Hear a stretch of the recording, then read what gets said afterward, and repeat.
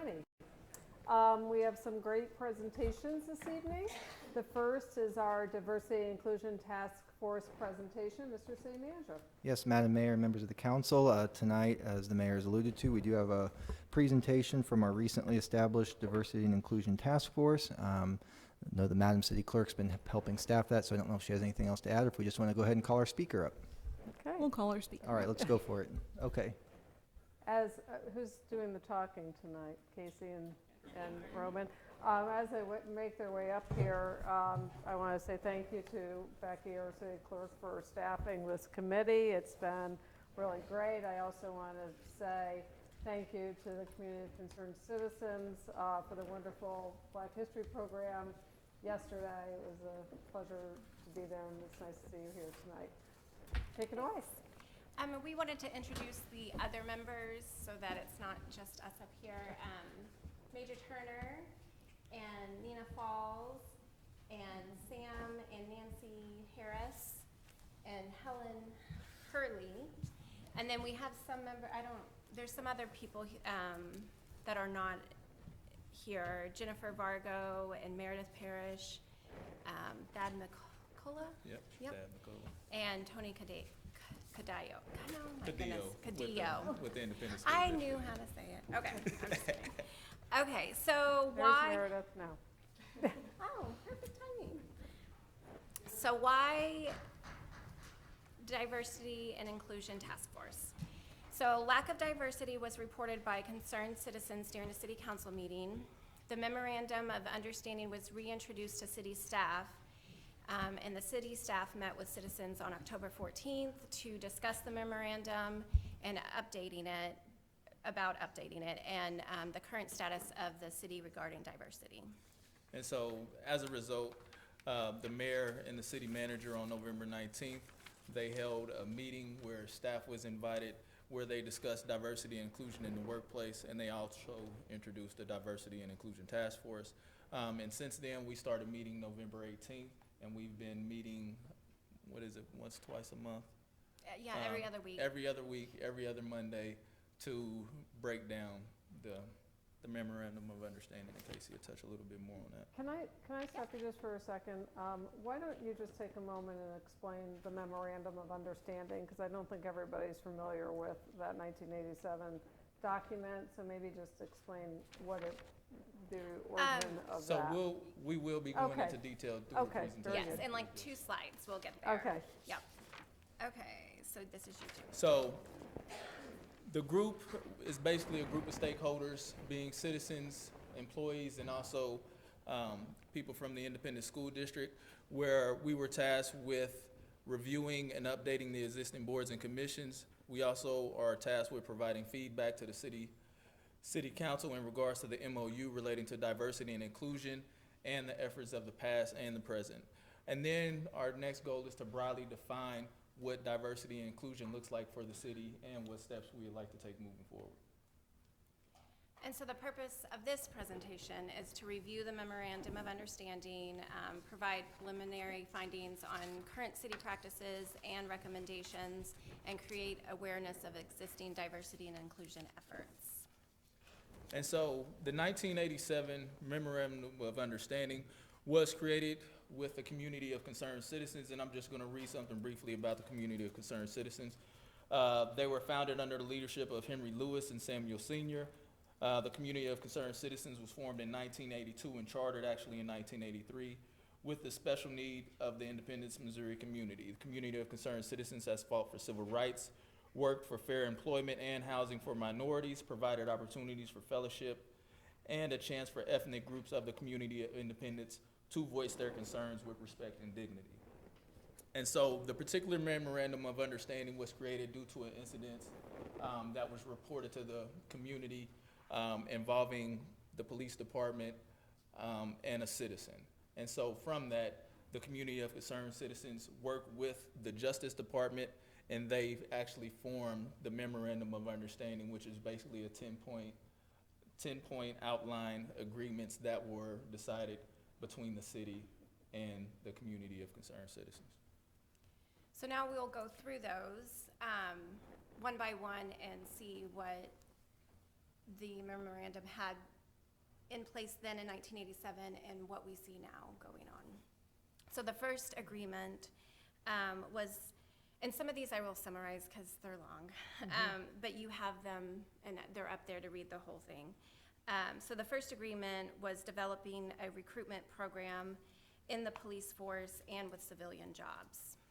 And if you look at the language of the agreement, it was created in 1987, and so the use of blacks is a term that was used back then to define the particular group.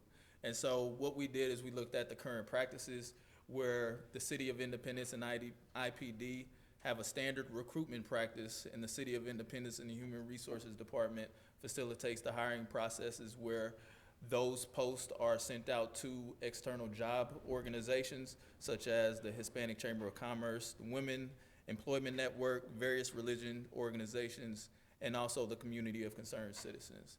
IPD currently uses their recruitment team in an effort to find high quality candidates. All members of this team, they must be in good standing and highly motivated. They also are appointed with the approval by their supervisors. And currently, they have 17 recruiting events that are set to take place in the next 2 months. And our recommendation as a task force is that we suggested that the staff should continue to review hiring practice and expand workforce diversity, demographics across all city departments, and in conjunction with ongoing boards and commissions, staff should provide reporting and track statistical trends and progress. And just to note further, I have spoken to Chief, and we do have higher standards than other municipalities. And so what we are seeing in other cities is that there is difficulty finding public safety staff. And so this is a national problem, not just something isolated to Independence, but this is something that we definitely should look into. And so agreement 2 was about having an affirmative action plan. And currently there is no affirmative action plan. And currently the City of Independence follows the Equal Employment Opportunities Commission's EEO policy in regards to complaints and processes and also hiring.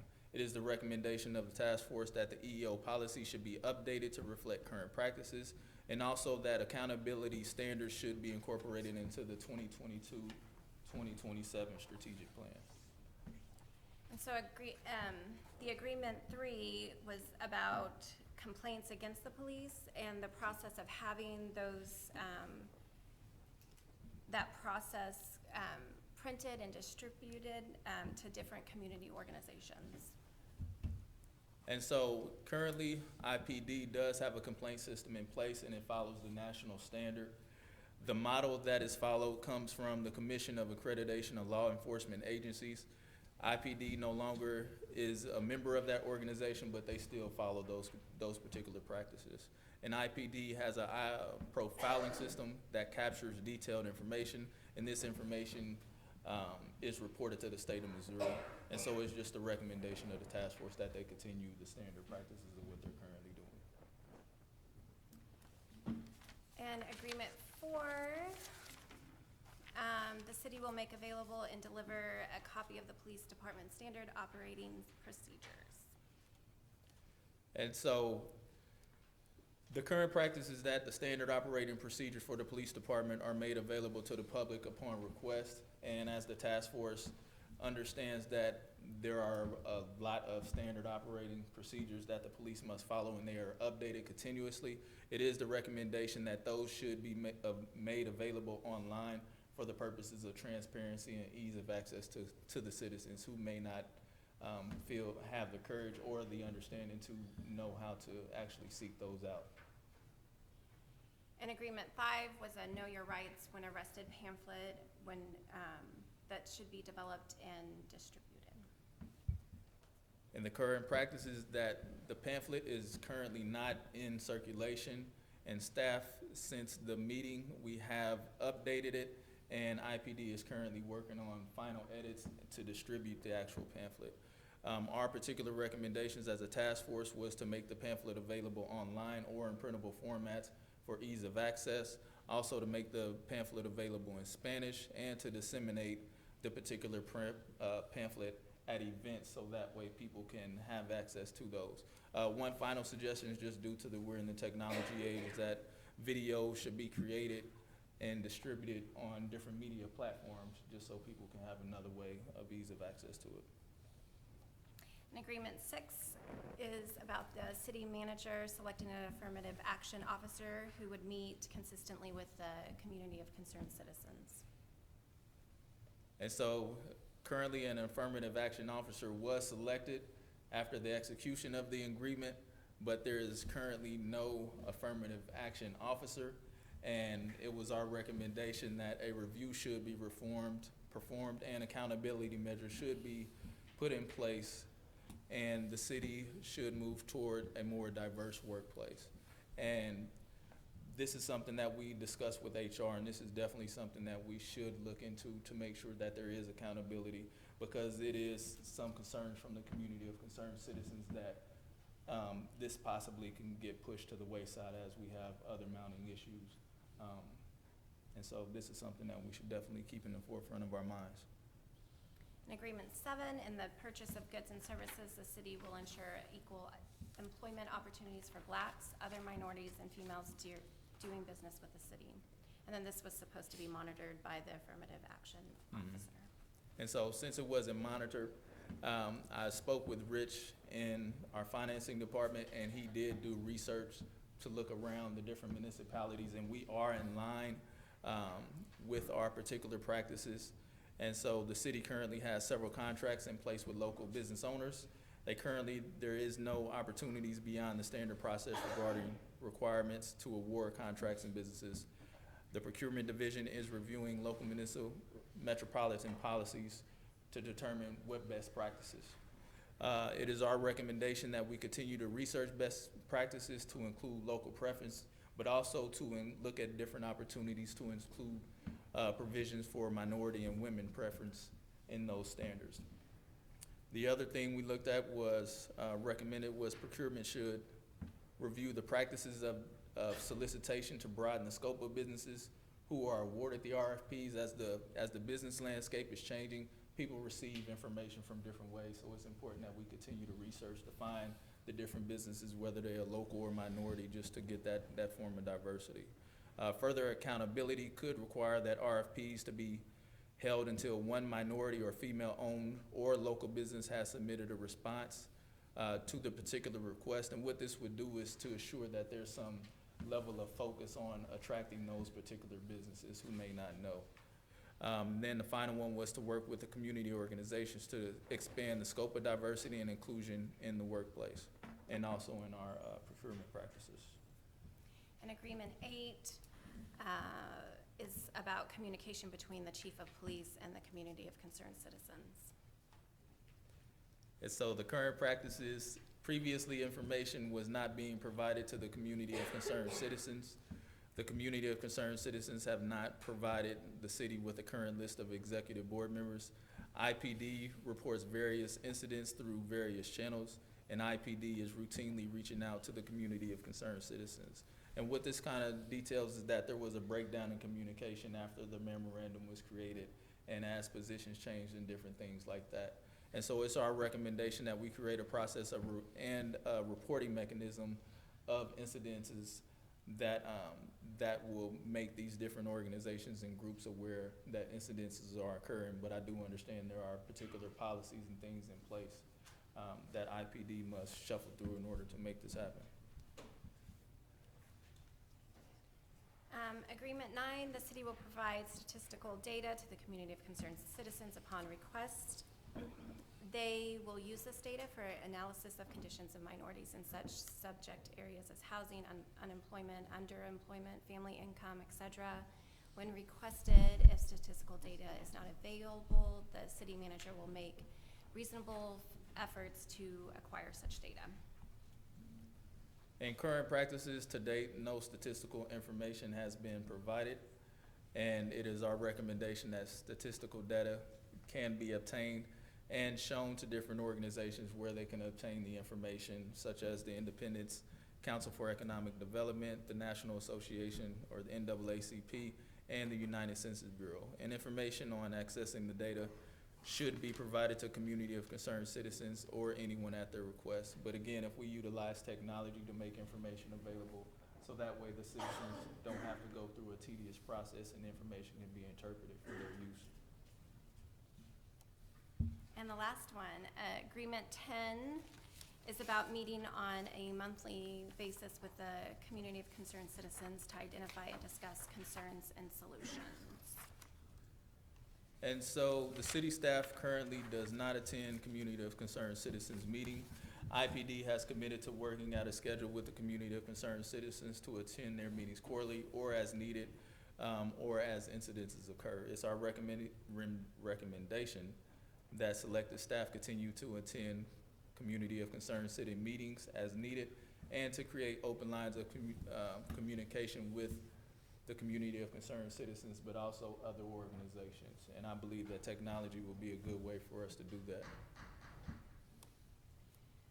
So besides the memorandum that we went through, we also looked at the boards and commission application as a way to look at the diversity and inclusion across the city and on the boards and commissions.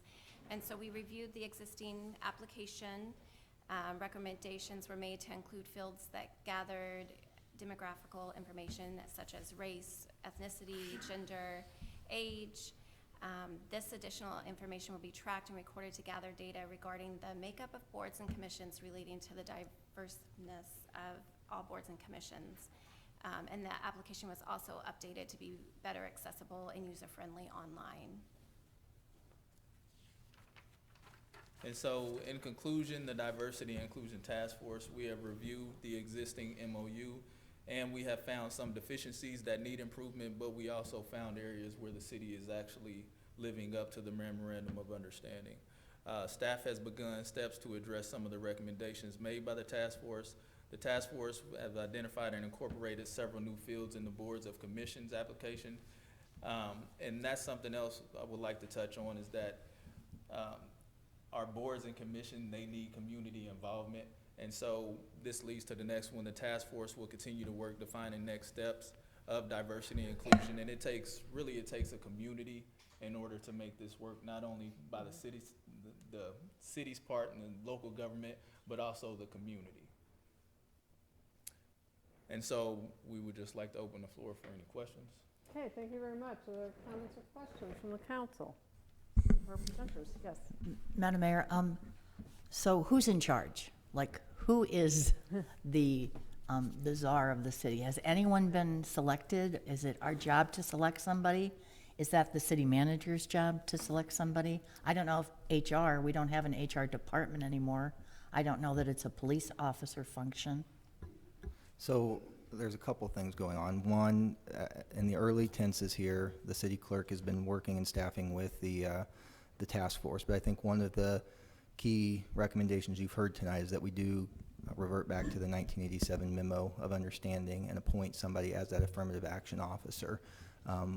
So, having heard this presentation tonight and getting that recommendation, we as city staff will need to understand better how to answer that question you just asked. Is that creating a whole new position? Is that appointing somebody who already exists? Is it a citizen volunteer? They've given us lots of good things to think about. Now we just need to figure out how to deliver upon some of these commitments that have been made. So what is the next step? So we will continue to meet, and then we will further educate ourselves about diversity and inclusion and also implicit bias. And so from that point, we will figure out the best track. And our goal is to work with council, to work with the city manager's office to determine what would be best for the city and come up with a vision that we can come around. And it would be the hope that it's included in the 2022-27 strategic plan and also the 2040 comprehensive plan. Okay. And so maybe diary the file for 6 weeks or something for us to touch base with you, or is that too quick? No, I think, we'll, the group's meeting regularly. I know they had a meeting this afternoon. So I think we'll just continue to engage with them, and then we will make sure we report back regularly to council to appreciate make it. sure that it doesn't fall off the radar. Thanks. Thanks, Madam Mayor. Yes, yes. Just one thing that I didn't see in any of this, because I know the diversity committee at one time had some folks that were that were needing ADA accessibility. So there were, and I hesitate to use the word handicap because we're all handicapped in our own way. But I think it's important to include that group in this diversity process.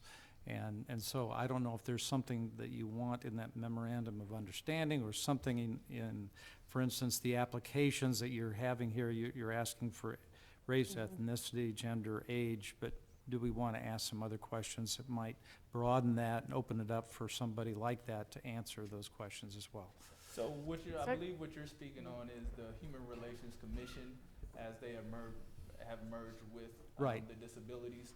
And so the task force is something that's formed differently, and what we'll be doing as we meet is determining how that would look, Okay. whether or not it should be merged with the Human Relations Commission, or if a separate commission, or if an independent consultant or something like that would be brought in. That's kind of the discussion of the group and kind of the vision of the mayor. Very good, thanks. That's a good point, though. I think a lot of the verbiage that we have here didn't include those people. So it's a good point for us to keep that in mind and maybe find somebody that can be a representative of that on the task force when it's still in existence.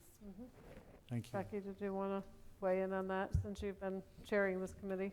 So for the boards and commissions application, that affinity group listing, one of the examples, I know you can't see the application here, one of the examples are veterans and citizens with disabilities. So there is a section on that application for them to be able to put that down. Disabilities. Any other comments or questions? Yes. I do, Mayor.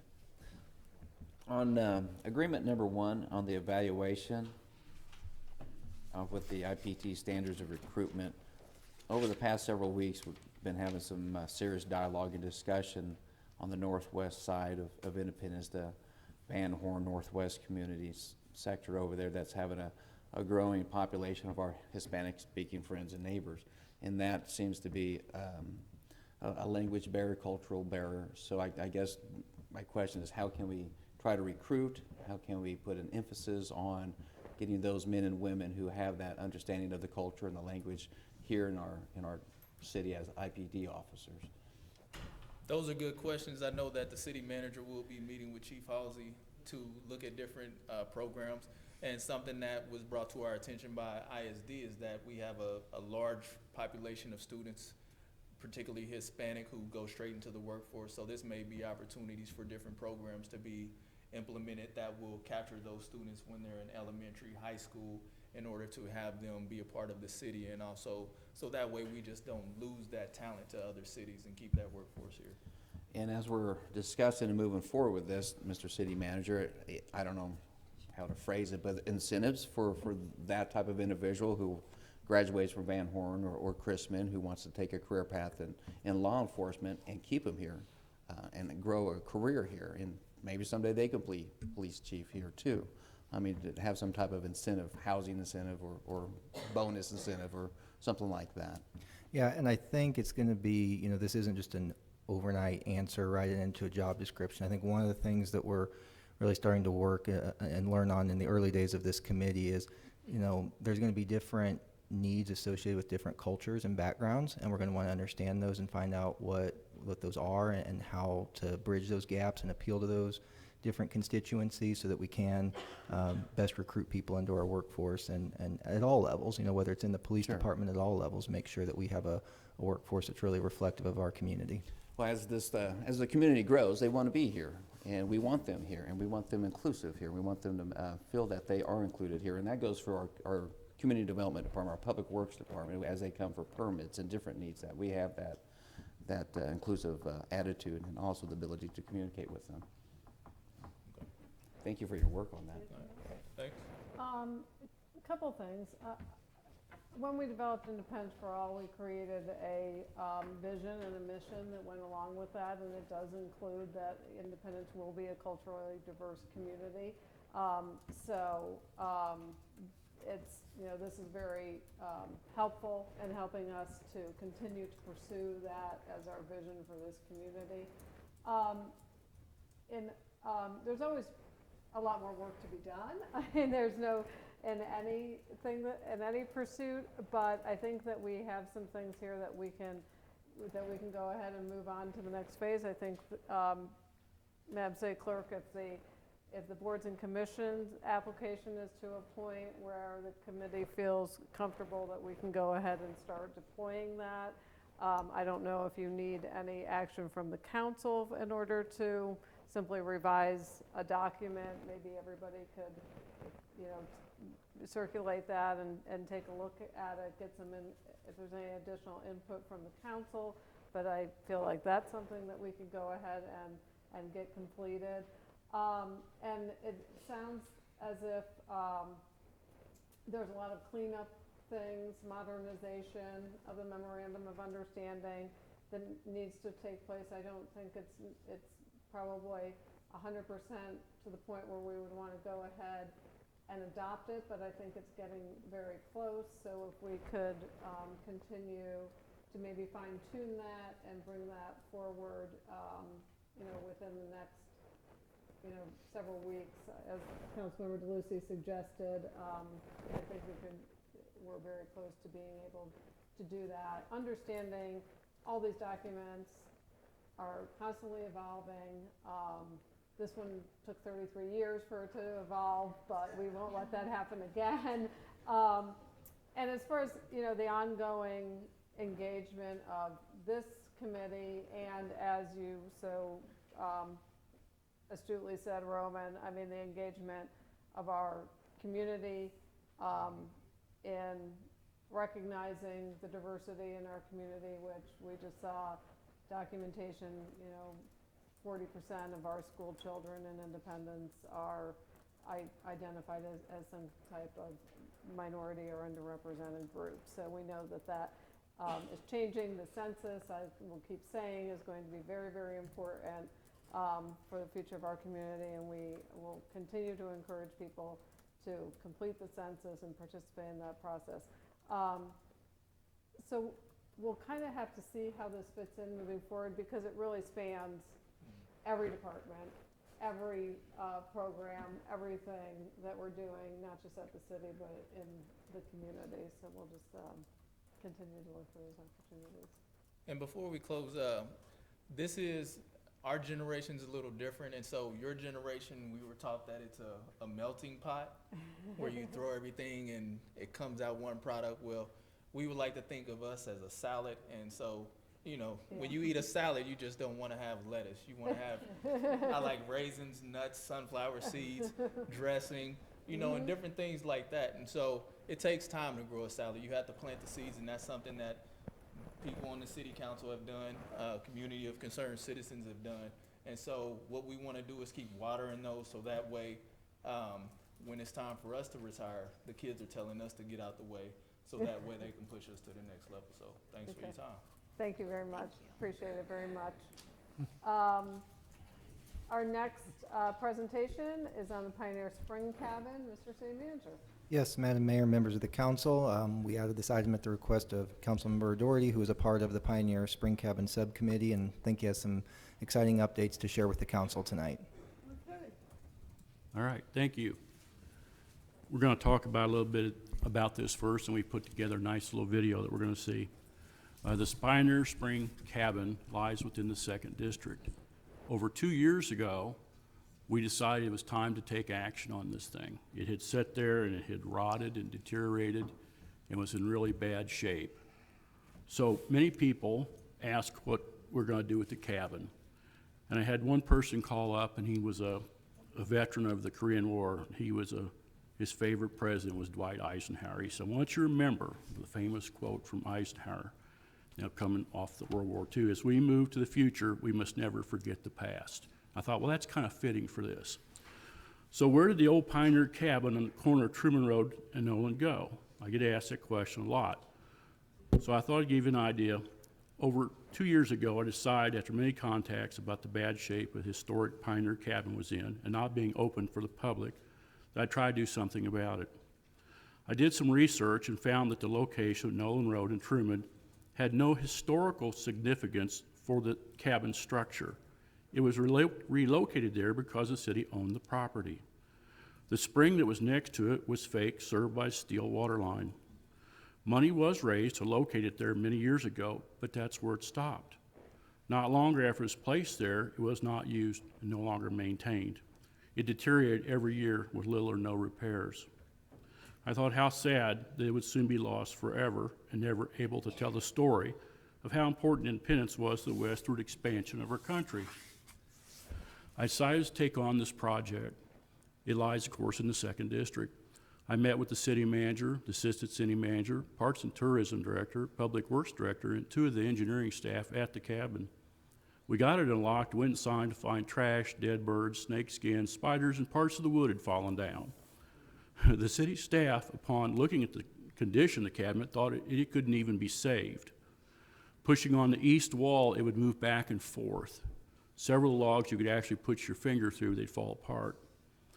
Thought, wow, it's time to get some expert opinions on this. So I met with 2 different companies we did business with were decent enough to furnish us a structural engineer. They came out and looked at the cabin. We met them there. One of them thought a fence should be put up immediately before it fell on someone and injured them. The other deemed it structurally unsound. Councilmember Perkins to the rescue. He knew of a person that dealt with historic structures. We met with this fellow at the cabin. We got additional thoughts.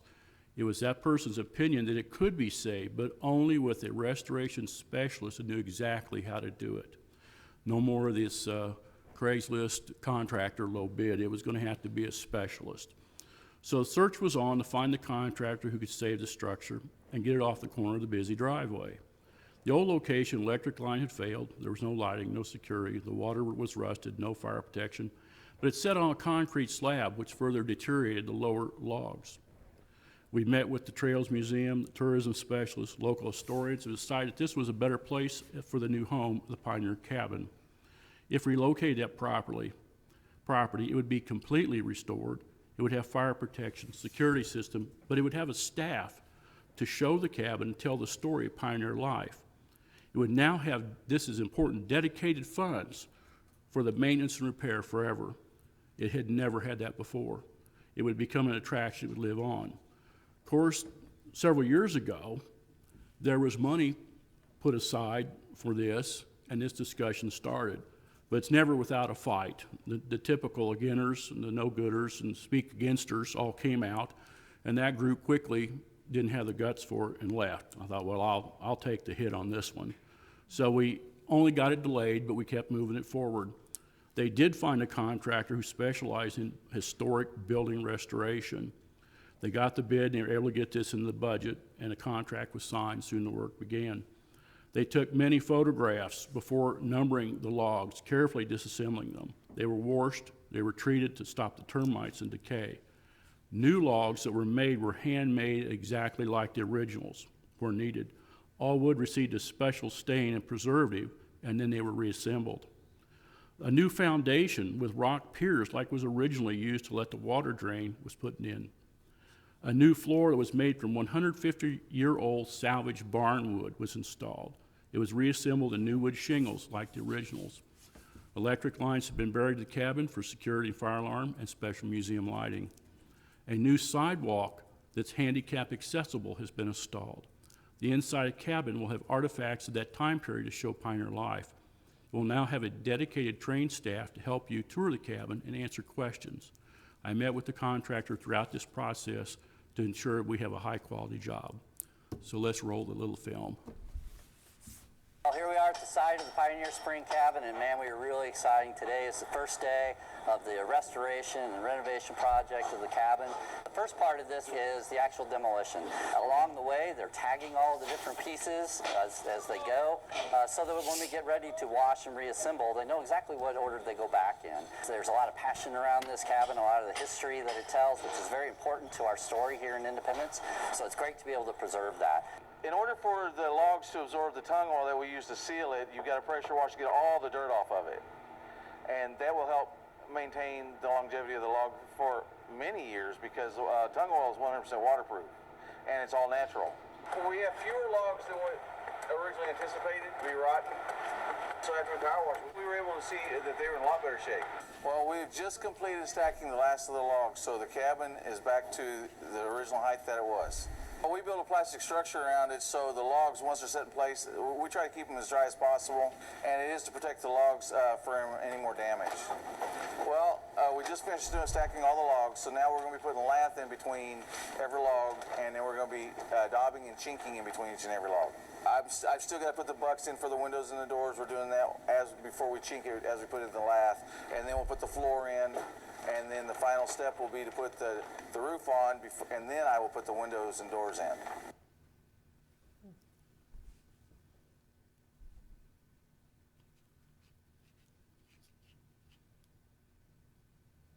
Okay, so what happens next? What happens to the old site where the old cabin was? Well, we have a preliminary plan. You see, that's where the old cabin was, and we have a plan that's been drawn up. Now, this by no means is a definite, but we have to have a starting place, something to work for. This could be used, we may call it Potawatomi Park or Potawatomi Plaza, something like this, and this is going to tell the Native American story of the Trail of Tears, and that is where the Native Americans passed through this area as they were marched to the reservations in Oklahoma and Kansas. Right now, we do have a placard that's there, and we're going to enhance this and tell this story better. And this is what's going to be in the future as we work through the details on this. This is our starting point. We have to get the budget for it, figure out how to pay for it, get maybe some partners and grants and things like that. So that's what we think we're going to do with the existing site, and really make that a really first-class stop to see another part of Independence's rich history.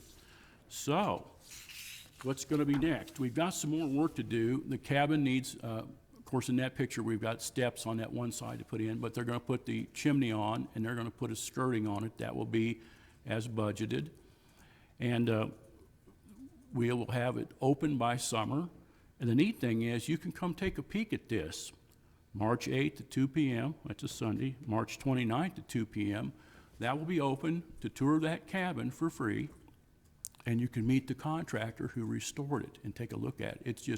It's magnificent, the inside on that. So really we've gotten two nice things. We've got that cabin restored, it's going to tell its story, and we're going to enhance another story of Independence with the Trail of Tears. Thank you, good job. That was a great presentation. Yeah, very good. The applause out of the crowd. Yeah, I just drove by there the other day and saw it.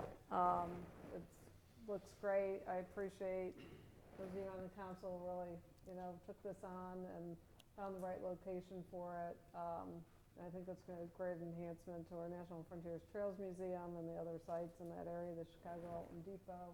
We're really creating a little bit of a area of heritage tourism over there. It's great. Mm-hmm. Yeah. There's plenty of room around it on that property, so they can put maybe farm implements or other things out there that tied to that period that would tie into Pioneer life. So it gives us the room that we didn't have on the corner for additional parts of displays that tie that together, so that's really neat. Great. Any other comments or questions from the council? Okay, thank you very much. Next, Mr. City Manager, extreme weather sheltering presentation. Yes, Madam Mayor, members of the council, as a little bit of a follow-up to the housing theme study session that we had 2 weeks ago. We have Chief Short from the Fire Department and Dante Glenecki with the Emergency Preparedness Division here tonight to talk briefly about what occurs as far as sheltering during extreme weather events in the city. So I will go ahead and let Dante come up and visit with you. Thank you, Mayor and council members. The situation in the city and really across the whole metro area and across really the country is sometimes it's a little bit daunting to think about all the folks that are homeless and need shelter and so forth. So that's a big picture problem that I know many folks in the city are starting to look at, and I think that's great. I think it's needed, of course, but that's a big picture, and there's one part I think that is very important that we can address quickly, I think, or relatively effectively, and I think do some real good. And so the city's manager's office kind of asked us to take a look at doing a little planning to address this one particular area, and that is the overnight cooling or overnight warming centers. You know that there's often in our city, in our part of the country, extreme heat, extreme cold. It's at times, and it's not getting any better. So sometimes folks have issues that somehow prevent them from really being in a place where they can stay warm or stay cool. In these situations, you hope there's a way to provide some overnight relief for them, either through a cooling site or a warming site. And in Independence, we haven't probably, as a result of recent extreme temperatures, we've kind of come to realize that we probably need to really pay more attention to this. And so we've been asked in emergency preparedness to kind of come up with a bit of a plan for that. And that's just really not a new plan. It's really just making good use of what we've already had in the city. So in simplest terms, and I did have a PowerPoint, but my chief said I used too many acronyms and I should just talk in plain language. So I'll just, I think in essence, it's really just a four-phase, four-level plan. Every year, every summer, every winter, for a long time, we know we need cooling sites in the winter, in the summer, and warming centers in the winter. And there are a lot of these facilities really around the metro area, and there's probably a decent number of these facilities in Independence. They're kept track of by United Way 211, and they put that on their website, and you can call 211 if you need help, and they can tell you where a warming site is or a cooling site. In addition, the Missouri State Department of Health and Senior Services and their Bureau of Special Health Care Needs also has a website. And they maintain these websites. They regularly check on these facilities to see if they are indeed still open to people to get warm or get cool. Typically, that's a public library, maybe a convenience store, something of that nature. So we encourage them, they work together, 211 and Missouri Department of Health and Senior Services on this project. So these are good resources for people that need to get warm or get cold or get cool. During business hours, these facilities all close at some point. And so that's, so sometimes overnight needs for cooling or warming is a problem.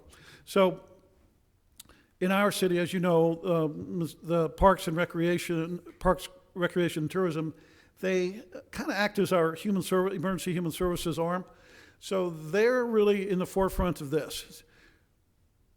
The Sermon Center is usually considered our kind of go-to for a warming site or a cooling site, and whenever it's needed, it's activated for that purpose during business hours.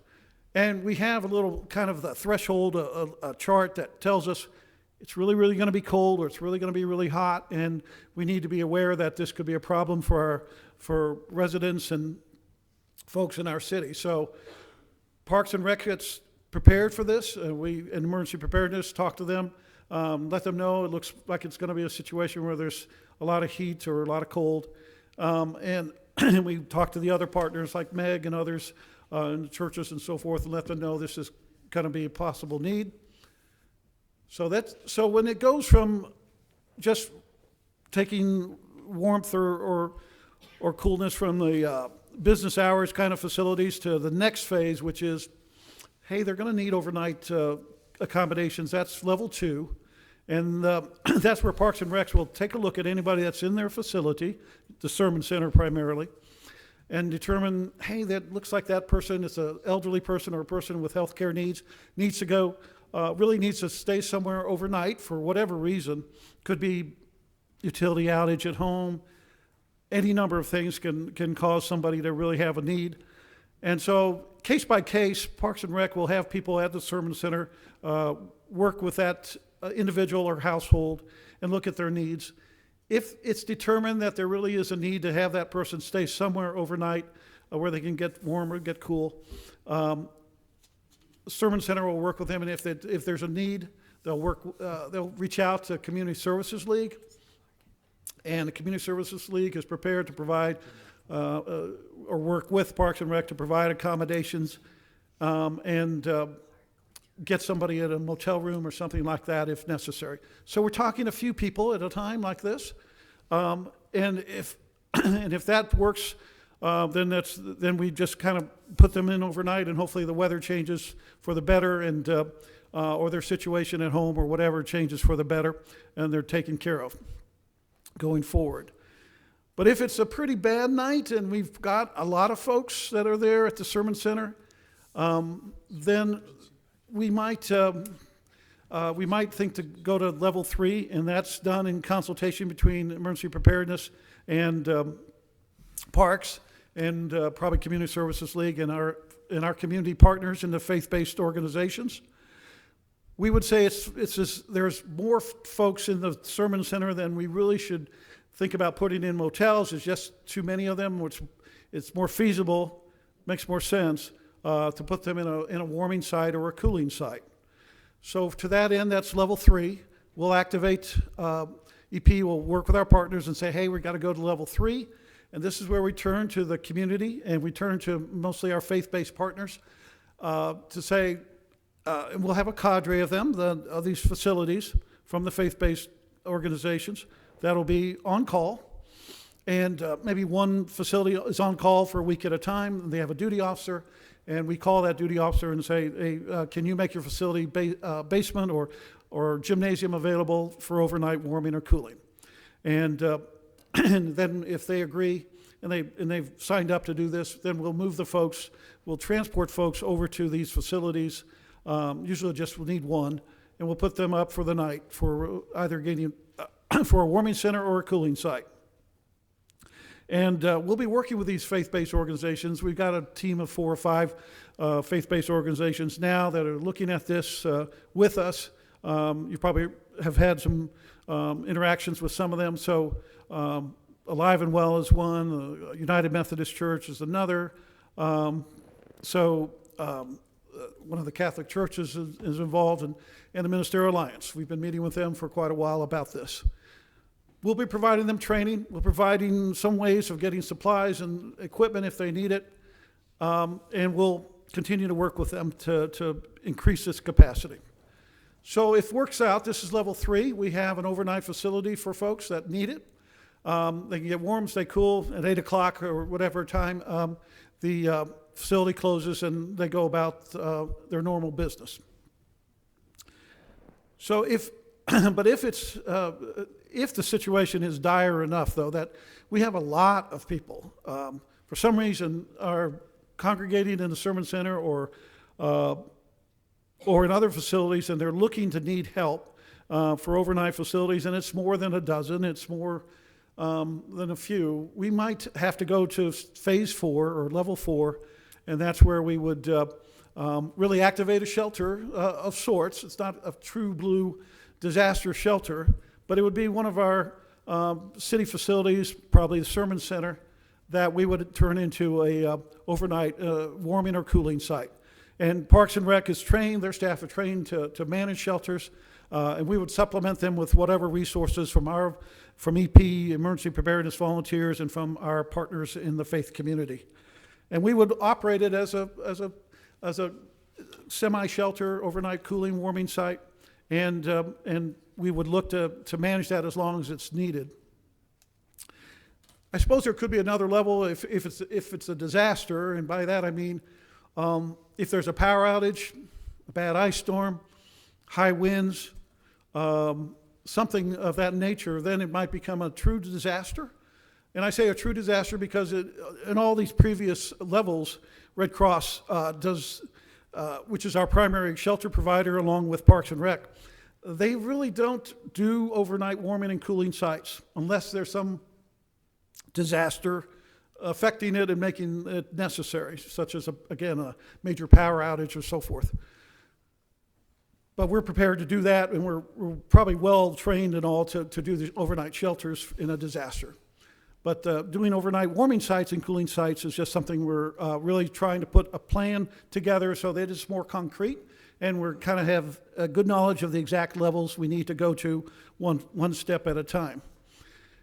If if we do this, we think that we also kind of involve the community in something close to mass care, as we call it, sheltering, feeding, and distributing food and clothing and so forth. We think this is good. This is good for us as a community to be in practice to do that. So we're getting a benefit from doing that, just not just only to help folks that need overnight warming and cooling sites, but to really get us a leg up on doing mass care if a big disaster hits as well. And of course, we do this primarily because it's in my experience, and I'm sure you all have observed over the years, that we do lose a lot of lives around the metro area and around the nation through extreme cold or extreme heat sometimes if people are not prepared, and they have to suffer through unheated home and really 30 degree below zero weather. So we think we can save lives and prevent injuries and so forth by being prepared to do this. And so this one aspect of the bigger picture of taking care of people that need housing, need better housing or so forth, I think we have this path to go forward to at least address this part that we can do. The city has already got something in place, as we said. Parks and Rec has been doing this sort of thing with Community Services League and in basically this manner for quite some time. Emergency preparedness, we're just writing a plan to kind of document it and formally include some of our other community partners as well, such as the faith community. So we think it's the right thing to do, and it's again, it gives us a leg up on any other disasters that we might face. So that's kind of it in a nutshell. I'll be happy to explain that further if there's questions or any comments. Okay, thank you, Dante. Appreciate it. Are there any comments or questions from the council? Okay, thank you very much. Thank you.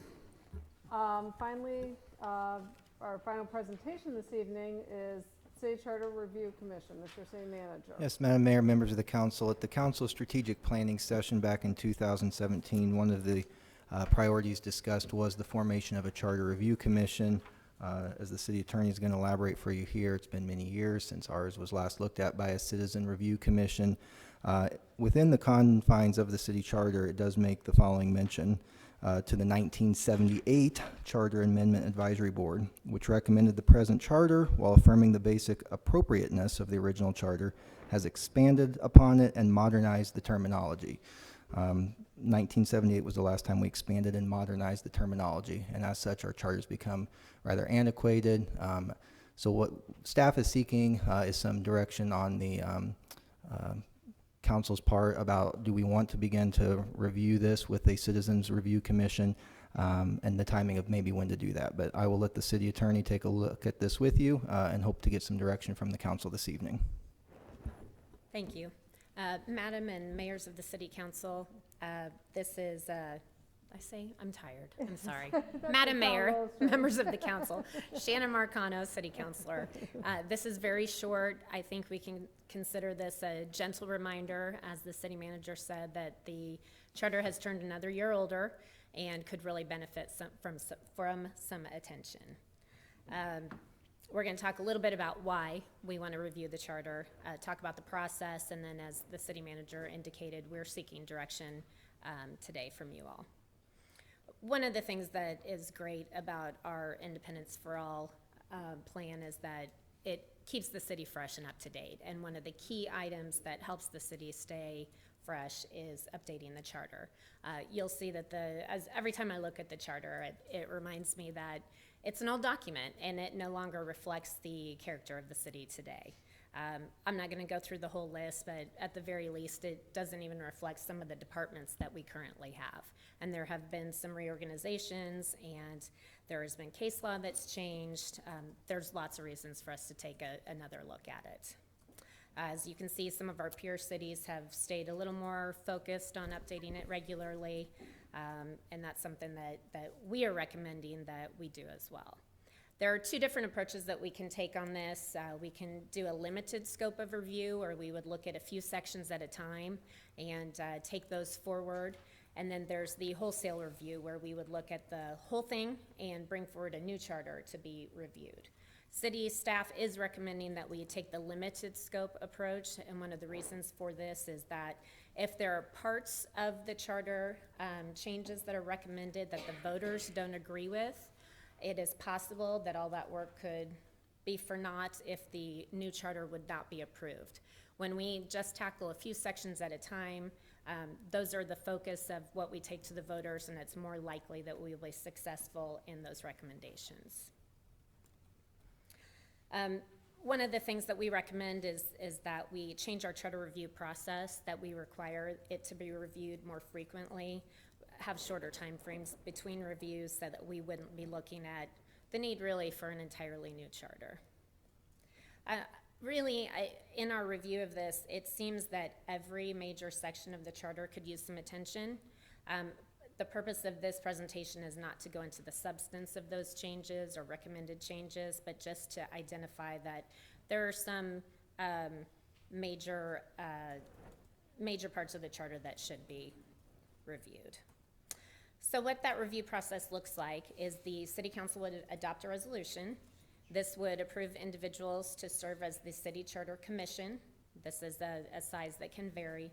We'll set a scope of work and deadlines for completion of the work. We do recommend using a consultant to facilitate this process, and then staff would support as necessary. This Charter Commission would conduct the review and make recommendations, and then again, it's important to remember that while the City Council votes on some of these votes on the amendments, we do send the recommendations to the voters for approval. So what we are looking for, again, from you tonight is direction. We would like to bring forward a resolution in which you could set the number of commissioners, give names of commissioners, define the scope of work and deadlines. And then we are also asking for a directive to include funding in the upcoming budget for consultant support. And I'm happy to answer any questions. Okay, comments or questions from the council? Madam Mayor, I have Yes. comments. Uh-huh. I think now's not the time to be doing this. I think we have an election coming up, we have a budget coming up, and there's a lot of unrest in our city right now, and I think maybe we should wait a couple months. Okay. Yes. So I just want to go on record that I am in favor of having a charter commission look at this, and it may want to wait until after the election. Total number of commissioners, I think it's always a good idea to have an odd number, so I would suggest either 7 or 5. The larger group you get, the harder it becomes then to have a discussion and get consensus. So I would keep it small enough, either 5 members or 7 members on the commission, so that there's an odd number and it's small enough that it's workable and have communication. That's what most of the communication courses say, to have a small, odd number on a working group like this. And then give them plenty of time. You know, they may want to have some time to gather some information, or maybe ask for some surveys to be done of other charters, how things have been done in other cities, and take the time to do some research. So, thanks. Okay. Any other comments? Yes. Go ahead. Yes. I've got, when we're done with this, I've got something to say after we're done with this subject. All right. Thank you, Madam Mayor. This is a big ordeal. This is something that we will be looking at and asking our citizens to review. I would be in favor of waiting until the new body has been sworn in and set before we move forward with that. Also, I would want to be very careful and cautious as we do the procedural changes, Article 7, cleaning up timing of initiative and referendum elections, that we do not make that more difficult for our citizens to bring challenges before this council, or what their thoughts are before this council. I think that is going to be a big red flag to me as we move forward. I think timing is everything, and definitely this is a little bit antiquated, but I truly believe that we need to wait until the new council is seated before we make a decision on this. Okay. I'm perfectly content to wait a little bit longer. We are planning on having our strategic planning session in May after the council is sworn in. So that may be a time to bring this up for discussion again with new council members. I think it is a little bit awkward to take action now when we will have new council members who may not have an opportunity to participate fully in this discussion. That said, we talked about this in 2017 and did nothing. The charter is now 3 years older. In that time, we have updated the comprehensive development plan that was 25 years old. We're now updating the MOU with the Community of Concerned Citizens, which is 33 years old. We've updated many of our legacy systems in this city that were decades old. And the bottom line is there's never a good time to do this. I mean, there's always going to be changes and reasons not to. But in my time on the council, we've had 3 city managers, we've had 2 city attorneys, we've had multiple department heads who have come and gone. We've had many, many citizens who serve on boards and commissions who are consistently flummoxed by this charter. We've had elections that if they had turned out differently, we didn't have any way to deal with them in the charter, such as write-in candidates. We have nothing that discusses primary elections.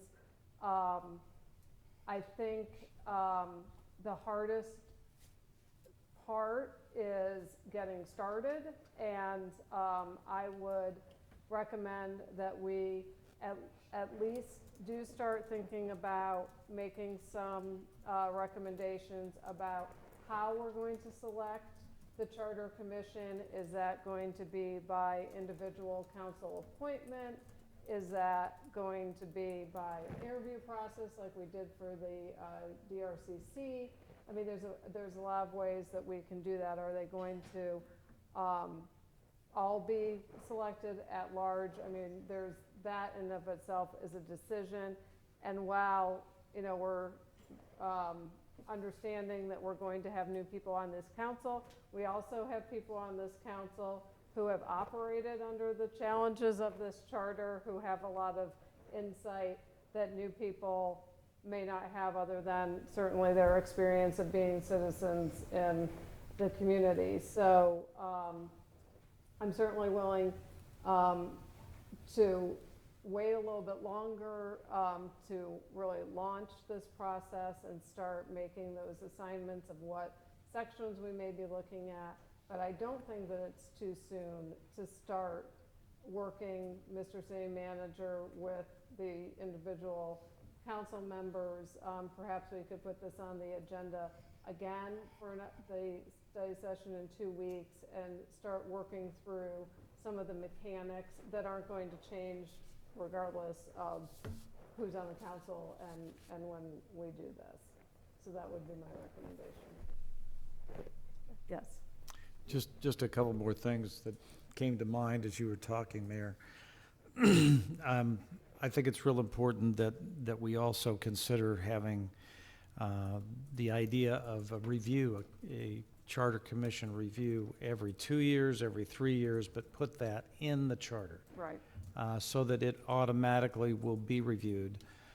And then the second thing is, I think it would be a great idea to get some input as to criteria that we would want for individuals to be appointed to the Charter Commission. So look at or get some input from people that maybe have served on former charter commissions and see what kind of criteria. Most of them are no longer with us. Well, a lot of them, that's right. A lot of them are not with us.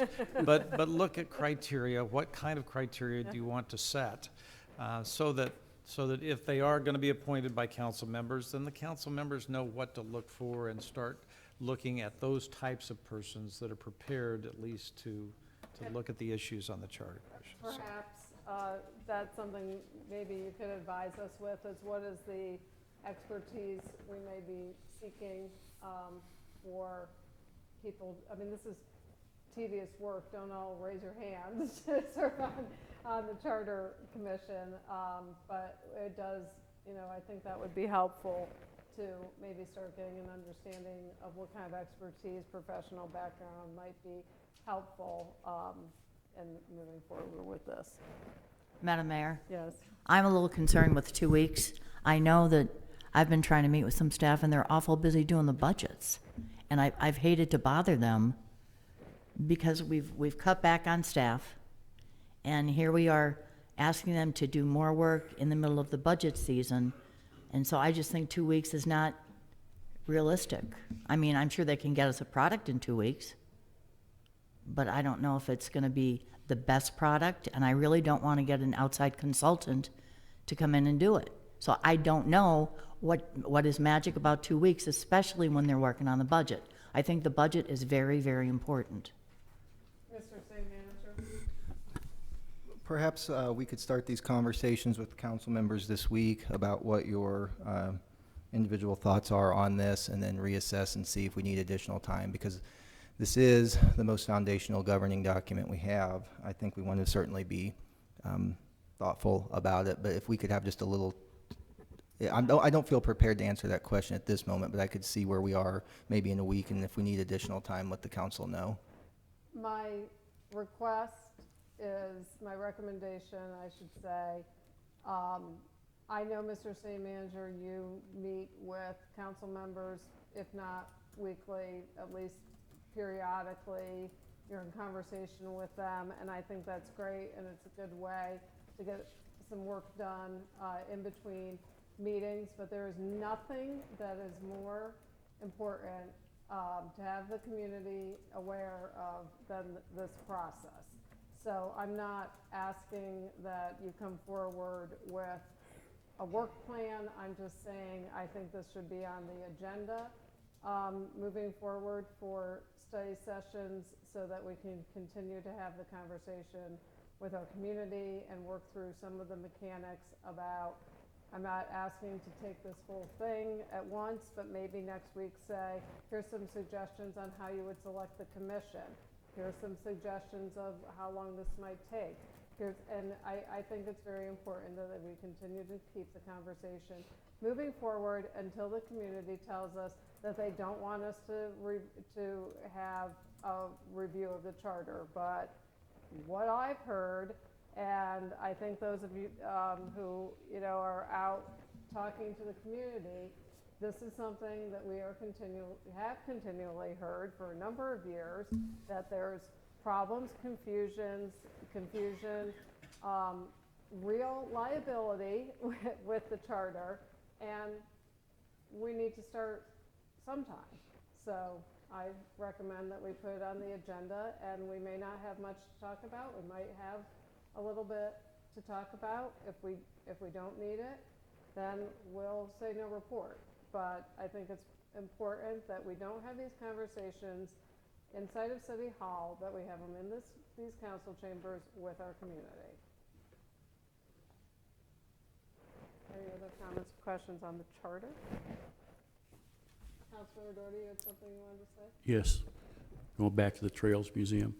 Would it be possible, Mr. City Manager, that within a couple of weeks you could maybe get a proposal out, not necessarily asking for bids, to disassemble the water tower? As you know, there's a water tower that is on part of that property. It's been there for many, many, many years. It's not been used. Has two massive holes in the bottom where big pieces have fallen out. It's my understanding just recently another piece has fallen down and almost hit someone. It's going to be in a very bad state of affairs. The longer we wait, the more it's going to cost to remove it. It can't be restored. It has no significance. I would like to see if you could get proposals from qualified types of people who do this, and do it in 2 phases. One, to bring it to the ground. That would stop the danger of it from falling on anyone. And then part 2, taking it away. So see if you could do that. If the council will indulge us briefly, Parks, Rec, and Tourism directors here had a conversation with him earlier today. As the liability is increasing there, I could give you a brief update on his efforts right now. City Manager? Put you on the spot, Eric. Mr. City Manager. Yes, sir. Didn't you say that there was someone that had a real near miss here? with the Yeah, that's last- when I said, as the liabilities are Right. increasing, yeah. So before this falls on a tourist or a kid or falls over and mashes the cabin, Yeah, let's look at maybe what it'd take, so at least we have an idea. Right. You know, I'm not saying as soon as we get the price, go for it, but just figure out what it's gonna take so we can move forward to get it down, get it out of the way. So, Mayor, members of the council, Eric Erford, Director of Parks, Recreation, and Tourism.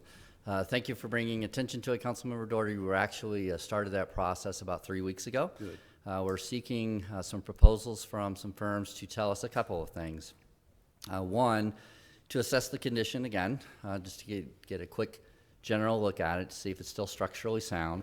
We did that about 4 years ago. It was found to be so, but as you know, it has deteriorated a little bit more since that time. The second thing that we're looking at is the various different options. Will it be more in the way of stabilization, or will it be removal? So we'll get those, and then we're also going to get cost estimates to each of those facts. Great, that'd be fantastic. This takes us to our board and commissions report. Madam City Clerk. So staff is looking for recommendation to make appointments to the Brand Independence Committee. The recommendations are to reappoint Michelle Crumbaugh, Angie Judy, Meredith Parrish, Quentin Templeton, Bryce Young, Mary House, and to appoint Paula Martin. These are individual council appointments. If there's no objection, we'll add a resolution to the next meeting. Is there any objection to adding a resolution to the next meeting? Okay. Anything else? No, thank you. Mr. City Manager, anything else this evening? nothing tonight, thank you. We are adjourned.